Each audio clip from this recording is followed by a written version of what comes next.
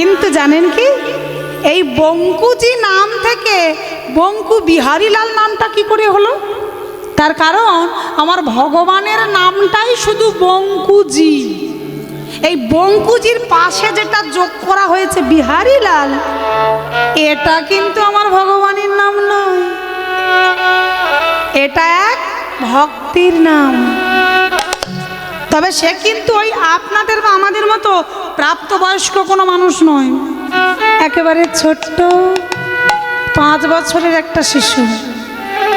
কিন্তু এখানেই তো প্রশ্ন, ওমা আমরা এতদিন তাকে ডাকলাম, এত তার ভজন সাধন করছি, কত ভক্ত আছে, কত মুনি ঋষি আছে যারা ভগবানকে এত ডাকে, ওমা আমরা কখনো ভগবানের চরণে ঠাঁই পেলাম না, এতদিন হয়ে গেল তার কৃপা পেলাম না, আর 5 বছর বয়সে সে এমন কিভাবে ভগবানকে ভালোবাসলো যে ভগবান তারই নামটা নিজের নামের সঙ্গে যুক্ত করে তাকে হৃদয় মাঝে ঠাঁই দিয়ে ছেলেটাকে জগতের বুকে অমর করে রাখলো।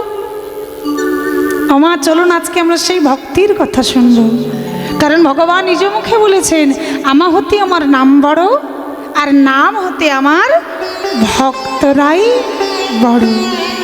অর্থাৎ আপনাদেরকেই বড় বললেন, আরও বললেন, আবারও বললেন যে ভক্ত হতে ভক্তের ভক্তিটাই হলো বড়। কারণ ভক্তি বিনা ভগবানকে পাওয়া যায় না। আপনি যদি এখন অন্তরে ভক্তি না থাকে, এখন যদি আপনি ভগবানকেও দেখে ফেলেন, আপনার কৃপা হবে না। কারণ ভক্তি যদি থাকে তবেই আপনি ভগবানের কৃপা লাভ করবেন।